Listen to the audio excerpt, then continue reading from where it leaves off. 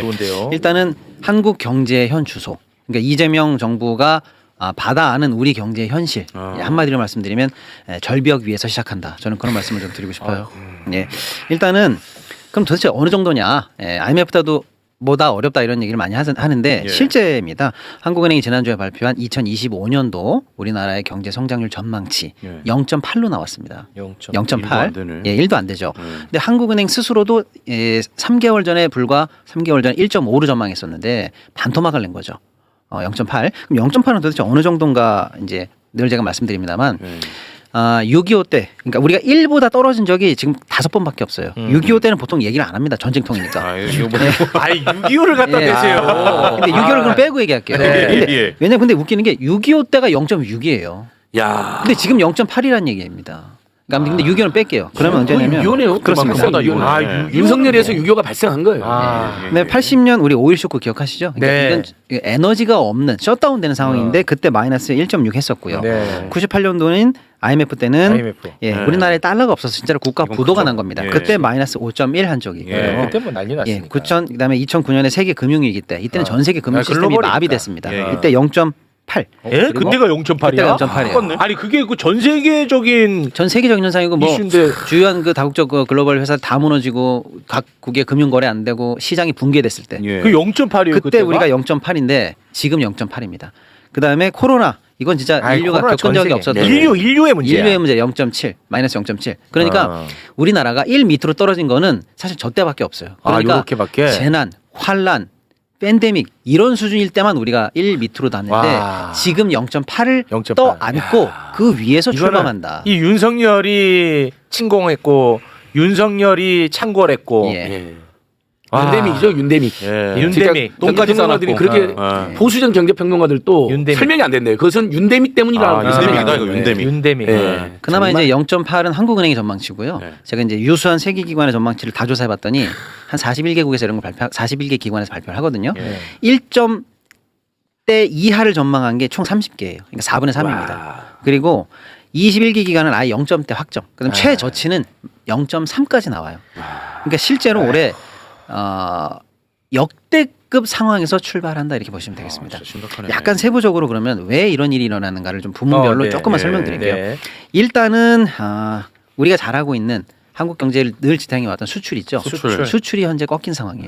그러니까 옛날 얘기 윤석열이 집권했던 1년 차부터 얘기하면 이거 너무 길어서 그냥 다 지금 저희가 들어드리는 숫자는 다 그냥 지난달 수치예요. 여기서 출발하니까.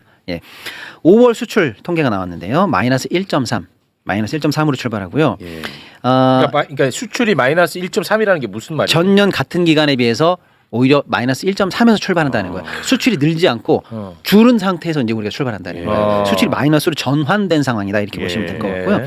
내용도 굉장히 위험한데 우리의 양대 시장이 미국과 중국입니다. 미국, 1대 2대 시장이죠. 여기서 각각 현재 8%씩 감소하고 시작합니다. 마이너스 8%씩 나왔어요. 각각? 둘 다. 예를 들어 미국이 좀 좋을 때는 중국이 좀 힘들거나 중국이 좀 맡길 때는 미국이 좀 좋거나 이런 식으로 그래도 좀 밸런스를 맞췄는데 지금 양 시장 다 8% 이상씩 감소한 상황으로 시작합니다. 그럼 왜 그런 거예요? 미중 미국은 갈등, 좀 중국 늘어야지. 갈등 양쪽으로 지금 현재 다 안 좋은 상황이니까요. 미국이 올인했는데? 그러니까요. 이제 이게 풀기 어려운 함수로 들어가는 거죠. 그래서 양대 시장에서 동반 폭락하고 있고 우리의 주요 품목들 있잖아요. 반도체 빼고 나머지가 전부 다 어렵습니다. 철강, 자동차도 미국에서 현재 마이너스 32%. 지난달 얘기입니다. 그러니까 철강, 석유화학, 자동차 같은 우리나라를 이끌어왔던 중후장대 산업에서 전부 다 현재 마이너스로 전환된 상황이다. 여기서 시작한다 이런 말씀드리고요. 그다음에 이제 수출이 그렇고요. 내수는 뭐 지표가 안 좋은 게 너무 많은데 그냥 몇 개만 말씀드리면 이제 실제로 돈이 돌아야 되는 게 소매 판매잖아요. 소매 판매 관련해서도 현재 마이너스 0.2 이건 1분기. 바로 지난 분기입니다. 그리고 이건 연속적이에요. 2023년에 마이너스 1.4, 2024년에 마이너스 2. 등등등 해서 지금 3년 내일이 안 좋아요. 내수는 완전히 얼어붙어 있고요.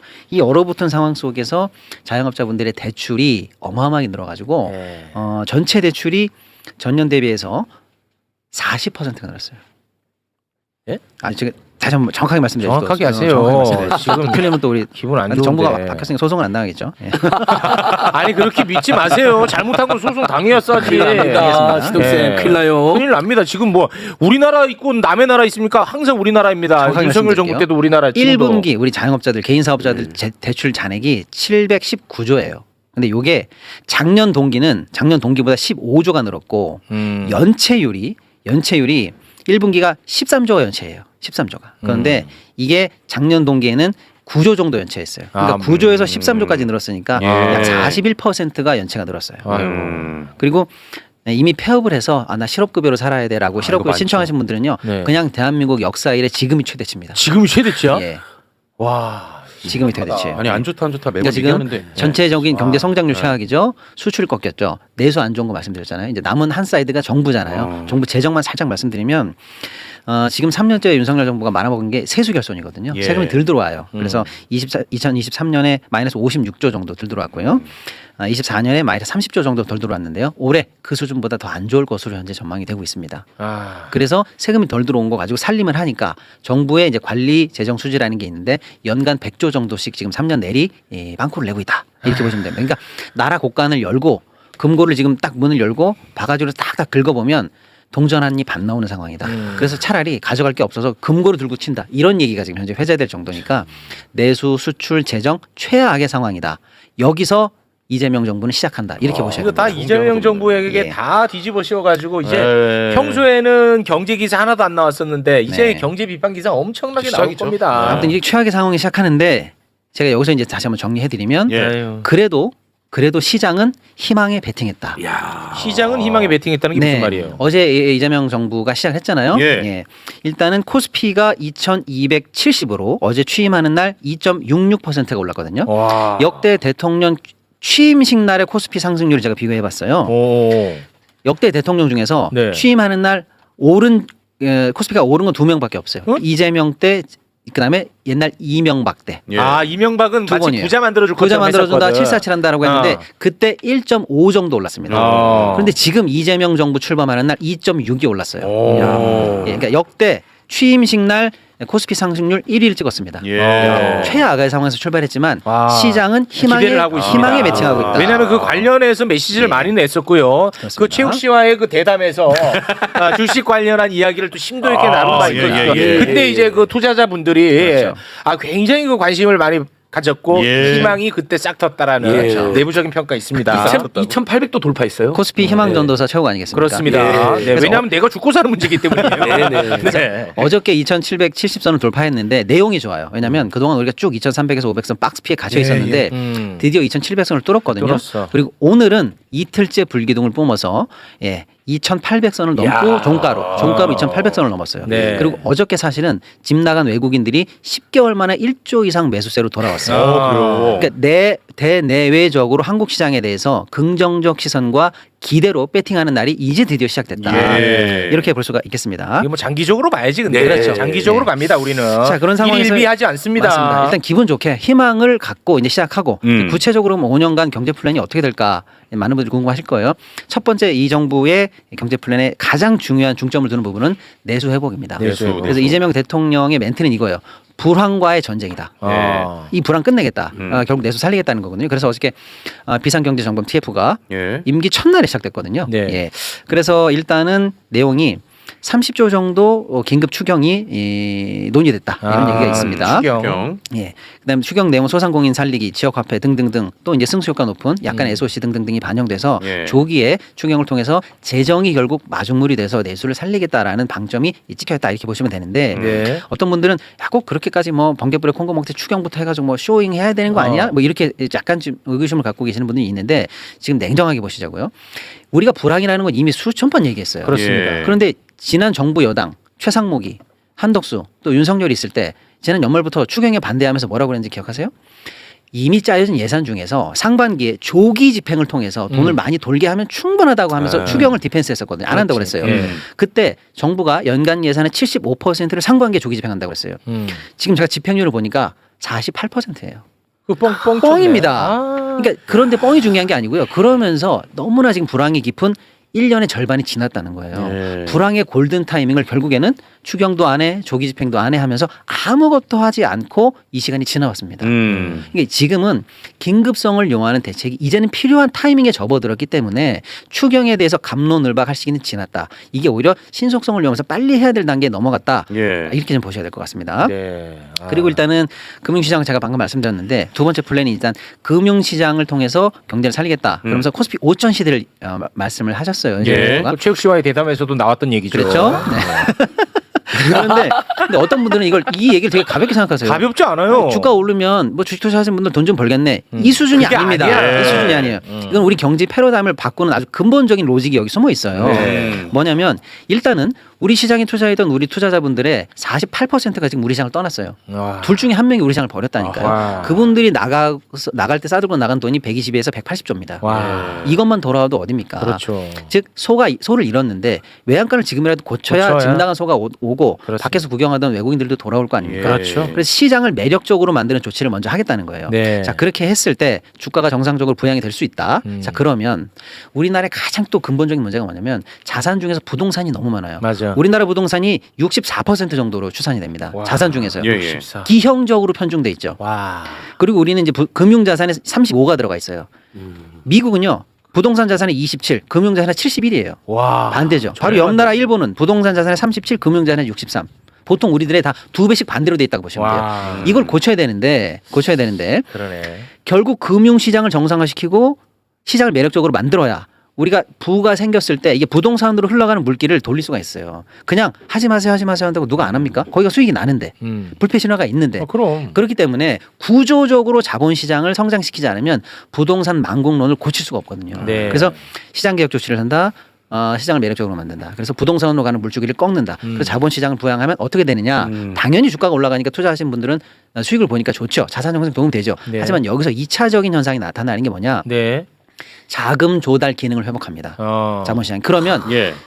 지금 스타트업이라든지 창업하는 쪽이라든지 벤처라든지 지금 아, 다 죽었거든요. 그렇죠. 요즘 때문에. 네. 다시 이제 투자가 들어가고 살아나게 되는 겁니다. 이 금융이 돌면 창업 네. 생태계가 이제 열립니다. 그렇습니다. 그리고 대기업은 여유롭나? 전혀 그렇지 않아요. 지금 대기업들은 아까 미중 불황 때문에 치킨 게임에 들어갔거든요. 큰 사업들이 지금 돈으로 버티는 치킨 게임 국면에 들어갔어요.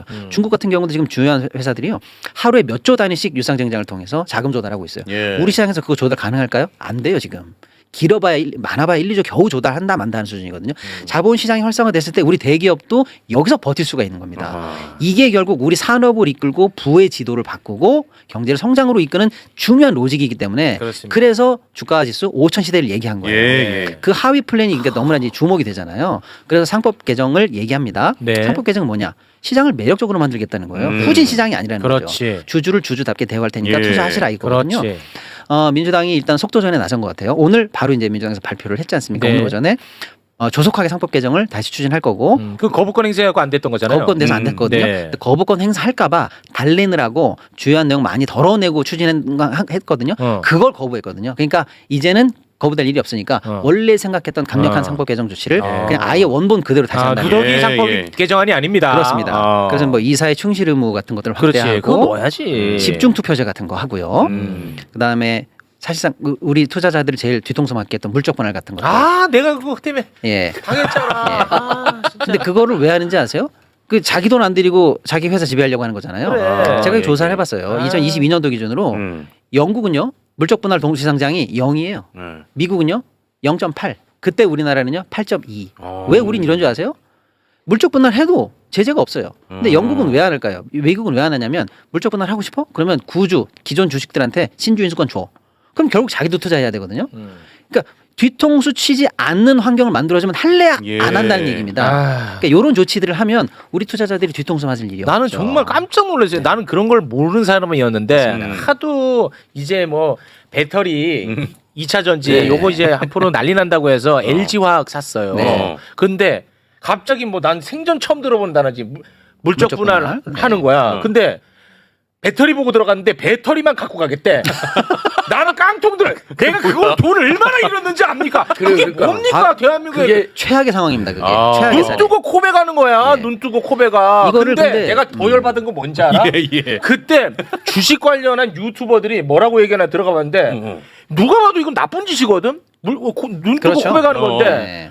다르게 또 얘기를 하는 게 이게 나쁜 게 아닌 것처럼. 그런 사람들 지금 다 파묘해야 됩니다. 예. 와.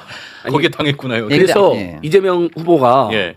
마지막 유세 때 정말 이례적으로 부당합병, 물적 분할 반드시 근절시키겠다. 아. 그러니까 그 마지막 유세 때 사실 주시장 이야기가 쉽지가 쉽지 않잖아요. 않지. 예. 근데 2천만 투자자들을 위해서 주가 조작하면 폐가 망신시키겠다. 네. 물적 분할, 부당합병 용서하지 않겠다. 예. 그렇습니다. 그 이야기를 길게 했어요. 네, 굉장히 왜냐하면 인상적이었어요. 대한민국 경제의 근간을 예. 책임지는 맞습니다. 이야기입니다. 맞습니다. 그래서 아무튼 그런 여러 가지 대응책이 지금 나와 있는데 다 얘기하기 시간이 없는데 문제는 뭐냐면 이 얘기를 누구나 할 수 있는데 시장이 기대와 신뢰를 보내느냐 안 보내느냐거든요. 근데 지금 이틀 연속 주가가 엄청 불기둥을 뿜고 있는데 예. 네. 사실은 이재명 후보 시절에 이재명 후보가 1위를 달리면서 대통령이 되면 될까? 그러면 되겠지. 왜? 이 사람은 한다면 하는 사람이니까. 네. 그래서 시장이 이미 신뢰를 보냈어요. 그래서 예. 소위 말하는 이 이재명 표 공약에 집중되는 주식들 있잖아요. 그게 지금 어마어마하게 올랐습니다. 아, 그래요? 예를 들어서 이제 앞으로 주주들 뒤통수 치면서 경영권 확보하면 어려울 거 아닙니까? 그래서 지주사들이 굉장히 많이 올랐고요. 아. 또 주가가 상당히 이제 위로 올라갈 것 같으니까 증권주들이 현재 2배 이상 올랐습니다. 아. 또 이제 자사주라든지 저 PBR주 관련한 주식들이 지금 계속 붐업되고 있어요. 아, 대답 나누기 전에 그 샀어야 돼. 남 좋은 일만 시켰네. 네. 아우, 진짜. 자, 그다음에 사실은 이렇게 시장을 예쁘게 하고 뭐 내수를 진작하는 것은 어떻게 보면 예. 저변 같은 거잖아요. 정작 중요한 건 성장이거든요. 근데 예. 왜 범진보 후보들은 그동안 늘 경제 얘기할 때 성장 먼저 얘기 안 했어요. 분배, 형평, 맞아. 복지 이런 거 먼저 얘기했거든요. 네. 근데 이재명 표 경제 공약에 1번 제일 앞순위가 성장이에요. 성장이야. 근데 저는 이게 가장 실용주의적인 면모를 보여주는 거이기도 하지만 네. 정직하다고 생각해요. 왜냐하면 아까 얘기했잖아요. 나라의 곳간에 돈이 없어요. 예, 예. 근데 뭘 나눠요 지금. 네. 복지예산이고 뭐고 아무것도 없는데. 그렇지. 네. 그러니까 결국 파이를 키워서 성장을 통해서 재정을 확보하지 않으면 되지 않는다라고 해서 네. 성장에 중점을 둘 수밖에 없고 근데 실제로 사실 이제 중점을 뒀어요. 성장과 복지가 네. 상충되는 개념이 아닙니다. 그렇죠. 사실 예, 이것도 예, 중요한 예리한 예. 지적 들어갑니다. 제가 네, 그렇습니다. 복지가 또 하나의 성장 동력이 그렇죠. 되기도 합니다. 그렇죠. 제가 아주 예리합니다. 네. 선수 다 됐습니다. 네. 대단한 것 같습니다. 그래서 이제 대단합니다. 성장책 두 개만 짧게 말씀드리면 예. 일단은 잠재 성장률을 3%대로 복귀시키겠다는 거예요. 우리가 늘 3% 이상 하던 나라인데 윤석열 3년 동안의 잠재 성장률이 망가져서 현재 1.5 정도 하고 있는데 예. 앞으로 5년간 우리가 이걸 방치하면 0점대로 떨어진다는 아이고. 거거든요. 네. 근데 잠재 성장률은 뭐냐면 우리가 할 수 있는 최대치 이렇게 보시면 돼요. 포텐셜. 예. 포텐셜. 일단 그걸 키워야 그 범위 내에서 따라가거나 목표치를 터치할 거 아닙니까? 네. 그래서 잠재 성장률 3으로 올리겠다라는 게 이제 목표가 있고요. 이제 주요 성장 대책으로 AI 관련해서 아, 100조 정도 투입해서 네. AI 관련한 3대 강국으로 만들겠다. 아, 모두 이런 얘기. AI. 그렇습니다. 네. 이런 얘기들이 좀 들어 있고요. 고맙습니다. 이런 정도 큰 플랜을 가지고 이제 5년간 경제를 끌어나가겠다라고 하는데 예. 제가 볼 때는 이런 내용도 좋지만 지금 가장 중요한 건 제가 볼 때 속도입니다. 그래서 속도도 실력이다. 아, 속도 같은 일을 실력이다. 늦게 하면 소용없는 경우가 많아요. 그렇습니다. 그래서 속도도 실력이에요. 예. 네. 근데 지금 내수 최악인 상황에서 아까 얘기했지만 추경이라든지 이런 걸 통해 내수를 빨리 돌리는 거 이거 시간 싸움이에요. 그다음에 시장을 예쁘게 만드는 이 상법 개정 같은 이런 조치들은요. 저항이 원래 많습니다. 원래 많아. 쉬웠으면 예전역이 될게요. 예, 그럼 예. 언제 해야 할까요? 정부가 가장 힘있을 때. 아, 지금 해야죠 바로. 이것도 지금 해야 돼요. 예. 그리고 그렇습니다. 1,500만 투자자들이 지금 가장 시장을 원할 때 지금 해야 돼. 됩니다. 지금. 그런데 지금 해. 그렇습니다. 근데 이 속도전에 방해가 되는 게 뭘까요? 늘 저항 세력이 있잖아요. 그렇습니다. 제가 볼 땐 이 정책에 힘을 실어주는 거는 역시 국민들이다. 이렇게 봅니다. 그래서 그렇습니다. 그거 적극적으로 해. 우리가 시장이 원하는 거야. 또 이 주가지 지금 보여주는 거잖아요. 주가가 네. 시장이 그걸 원한다는 거 보여주잖아요. 이런 네. 식으로 우리 국민들이 이 정책에 대해서 적극적으로 밀어주고 속도전에도 힘을 붙여줘야 그야말로 탄력을 받아서 초기에 제대로 집행이 되지 않을까 이런 생각이 네. 들고요. 이제 마지막으로 정리를 좀 드리면 아까 말씀이 우리 많아지셨네. 네. 더. 한마디만 더. 사실은 근데 출발할 때 절벽에서 출발했잖아요. 절벽에서 그리고 우리 출발한 희망을 보긴 합니다만은 경제가 그렇게 급변침되지는 않아요. 그런 건 예, 없어. 예. 그런 건 없어. 3년간의 불황을 이렇게 끊임없이 겪었는데 네. 이재명 집권 이래 뭐 3달 만에 좋아진다. 아니, 그럴 리가 그런 건 없죠. 없어. 그런데 네, 보나마나 뭐 해봤더니 별거 없네 이런 네, 식의 그렇게 공격이 나올 있을 겁니다. 겁니다. 네. 긴배기가 있을 겁니다. 그렇습니다. 고통의 세월이 적지 않을 거다 이런 생각이 좀 맞아, 듭니다만 맞아. 그래도 희망을 가지고 이런 식으로 계속 단계별로 올라갈 때까지 우리가 네. 희망을 버리지 말자. 예. 뭐 이런 얘기 그 지금 댓글에서 굉장히 궁금해가지고 하나 좀 짧게만 여쭤볼 텐데 그 체코 원전 있잖아요. 네. 그거 계약했죠. 네네 계약을 했습니다. 그거 완전히 밑 빠진 독에 물 붓기인데. 그럴 가능성이 많죠. 일단은 잠깐 짚어드리면 뭐 아무튼 우리가 원래 우선 협상자로 됐다가 됐다가 계약하러 가려고 했는데 아직 됐는데 그 소송. 미국에 처음에 태클 걸가 있었죠. 오, 우리 예. 거니까 우리 허락받아 이런 게 미국에 태클이 네. 있었고 프랑스는 왜 우리 앞마당에서 너 좀 이상해 보조금도 받은 것 같고 너 이상해 이렇게 해서 프랑스도 태클을 걸었고요. 그런데 어쨌거나 체코 정부는 우리랑 한다는 거죠. 그래서 서명하러 갔는데 프랑스가 이제 소송을 냈고 그래서 체코 정부가 이거 계약하지 마라고 가처분을 인용한 그 상황이에요. 인용했잖아. 그런데 그래서 이제 했는데 체코 정부가 항소를 해서 상위급 법원에서 가처분이 취소가 됐어요. 취소되자마자 전자결제로 어젯밤에 바로 이제 최종 결제가 된 겁니다. 자, 근데 시장은 그래도 원전 수출에 첫 발을 뗐다라고 해서 좋아하시는 분들 긍정적으로 보시는 분명히 있겠죠. 근데 우리가 늘 얘기했지만 우리가 원전 수출 하지 말자는 게 아니잖아요. 그렇죠. 다만 그 안에 우리가 이게 마이너스 요소가 너무 많은 거 아닌가. 그렇습니다. 또는 이 한 건 때문에 포기한 원전 주권이라든지 네. 다른 기술적인 부분이 너무 막 큰 거 너무 아닌가. 많아. 이걸 좀 짚고 나가야 되지 않을까. 네. 이런 걸 우리가 걱정했던 건데 입장을 한번 바꿔볼게요. 만약에 체코 입장이라면 이거 빨리 해야 될까요? 빨리 해야지. 빨리 해야 되죠. 네. 가장 반덤핑 수준으로 거부할 수 없는 덤핑 수준으로 누가 왔는데 예. 빨리 도장 찍어야 될 거 당연히 아닙니까? 찍어야죠. 정부도 바뀌었는데. 네. 저는 뭐 그런 배경이 좀 있다고 보고요. 어쨌거나 최종 사인이 됐으니 사실은 그 안에 있는 수많은 비밀 협약들이 있기 때문에 네. 지금 전부 다 공개되지 않겠습니다만은 큰일이네. 새 정부가 최대한 이 내용을 앞으로 좀 짚어보고 예. 그동안 불리한 협약이 혹시 있었다면 외교력을 최대한 발휘해서 좀 바꾸든지 해서 네. 혹여 있을 적자 수출이거나 예. 혹여 있을 우리의 주권 침해 사안이 좀 있다면 네. 이걸 최대한 수정해서 다음 원전 수출에서는 좀이라도 좀 개선됐으면 좋겠다는 생각이 좀 들어요. 근데 이제 그동안 나왔던 부분이 뭐냐면 원전 독립 기술을 뭐 우리가 포기한 거 아니냐 등등등 또는 유럽 시장을 포기한 거 아니냐 네. 등등등이 있는데 너무 많이 있었잖아요. 너무 많이 있었죠. 독소 조항이 예, 너무 많아. 너무 많았습니다. 예. 예, 큰일입니다. 이것 때문에 지금 음. 아 진짜 이거 한수원이 책임져라. 네. 이 뭡니까 이거 지금? 그 감사원이 감사 한번 해야 됩니다. 예. 만약에 손해 보는 장사였으면 이거 얼마나 충격적입니까? 그렇습니다. 그럴 가능성이 근데 있잖아요. 이 건에 들어가는 돈만 손해 보는 것이 아니라 다음에 원전을 파는데 제약이 너무 많다는 게 예. 이게 진짜 예. 가장 큰 해악이거든요. 100번 양보해도 이번에 손해 보더라도 이거를 레퍼런스 삼아서 그렇지. 다음에 우리가 좋은 조건으로 이걸 예. 수출할 수 있으면 그건 그거 괜찮은 감수할 거죠. 수 있지. 예, 근데 이번에 적자를 보고 어. 다음번 수출에 기술도 안 되고 우리 독자 진출도 안 되고, 안 되고. 이런 어떤 제약이 있다면 이거 왜 하는 이거 거냐. 완전- 이런 부분이죠 사실. 이게 참 큰일입니다. 체코 원전 이것도 맞습니다. 특검 가야 됩니다.